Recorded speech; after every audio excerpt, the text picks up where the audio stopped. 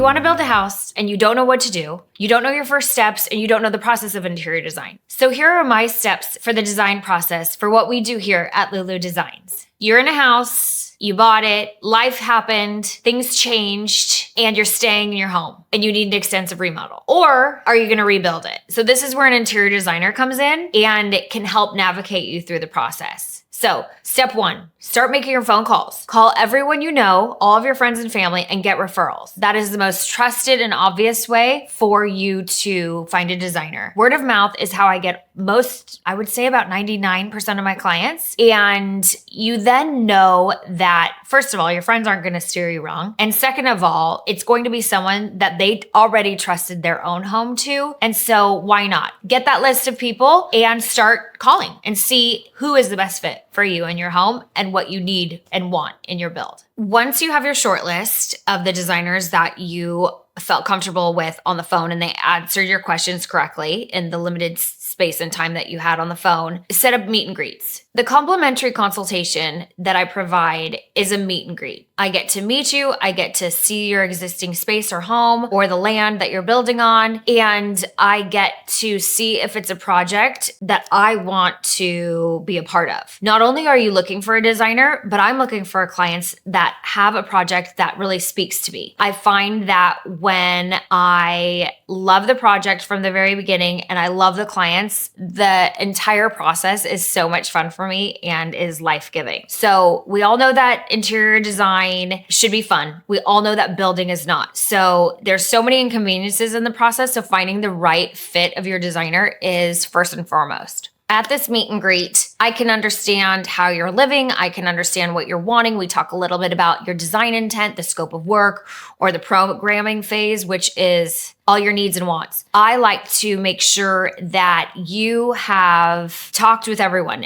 whether it's you and your husband, whether it's you alone making these decisions. I want you to be able to have had the conversation of your needs and wants and then your wish list. All of those things we discuss at the meet and greet, and I can kind of tell you monetarily what that's going to take for a budget perspective. This meeting is very important for both you and me to decide if it's the right fit, as well as personality-wise. That is a huge, important piece of the process. You want to be able to find a designer that you can work with easily. You want to have fun during the process. It's challenging. It's sometimes quite painstaking and very, very emotional because you're making choices for your personal residence. You want to make sure that this is a good fit and you can talk honestly and openly to your designer and say, oh my gosh, I don't want that. What is she thinking? I much rather have clients that are very direct and honest rather than say, okay, great, everything looks good. And then we have issues down the road because they weren't really loving it to begin with. So what I look for in clients is people that are going to be really direct and really open and tell me exactly what they want. And I'm able to do the same. That's when the design turns out the best. During the meet and greet, there are so many questions that get asked and answered,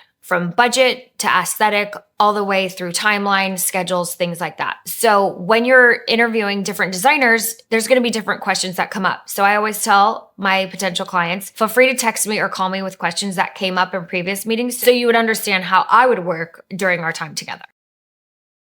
All right, so after the meet and greet, what we do is I wait for your phone call. Really, it's that simple. I have an idea when I leave the meeting if it's a project I would like to work on and if your personalities and mine fit and it would be a successful project for both of us. So I just wait for your phone call and we go from there after that. If I'm the selected designer for you in your build or extensive remodel, then I give you a welcome packet. And within this welcome packet is the sales agreement, and it tells you step-by-step instructions of the entire process at Lulu Designs. This is a PDF format which you can click through for every single thing you need. You can schedule meetings with me from this PDF. You can read your sales proposal. You can look at rounds of creative. You can understand installation and the requirements for when we do come to your property on the day of install. And so this is your one-stop shop. It's called the welcome packet. So I send that to you. The only homework I have for you for the entire process is the lifestyle questionnaire. This to me is the Bible and where I start the design of your home. You will definitely need to take copious notes. Sometimes I tell people, have you and your husband sit down separately and then talk about about it together. And then from there, make the notes on it and give me the questionnaire that you filled out together. So I have a unified voice moving forward. In all my 22 years of design, I have nailed the creative at the first presentation every single time, except once where the client wasn't efficient at filling out the form to the best of her knowledge and her partner's knowledge. So the more copious notes you give me on the questionnaire, the better your design will be from the very, very beginning. Once you give me the questionnaire, there is a waiting period of about 2 weeks where it's essentially research and development of your home. This is where I creatively start the process and get the vision for your entire build. Once I'm ready to present the first round of creative, what I will do is send you a link to book a time with me, which usually takes about an hour, maybe a little bit longer, depending on comments throughout the meeting. But I'll send you the book link from my website, which is how we would schedule every single meeting that we have.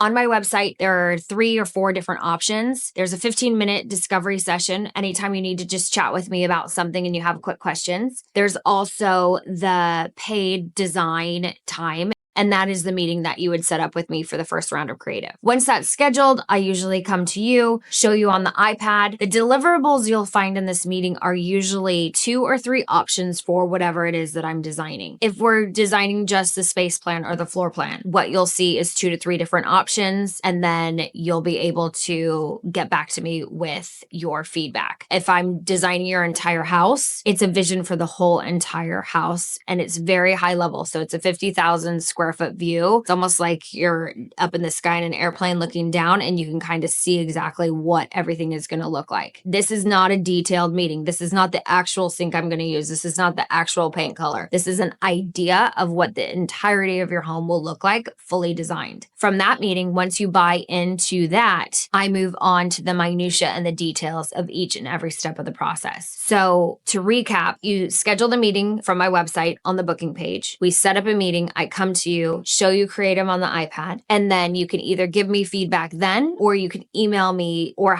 set up another phone call for specifics for any revisions. So the input that I want from you during this meeting is either any final or definitive answers you have right then and there, or you can book another meeting or send me feedback via email. Being an interior designer, you are trusting me with so much. You're essentially asking me to design your home and to nail it the first time. This takes so much trust from you, and I'm so grateful for that from each of my clients. The design turns out the best when you allow your designer to creatively infuse your needs, wants, passion, and vision into your home for you on your behalf. Feedback and client comments are a huge part of what I do. However, just know that the sum of the parts, once you start getting hypersensitive or hypercritical and changing little things, it's a domino effect that changes some of the design. And so it's very important to trust the process and know that I have your best interests when designing your home.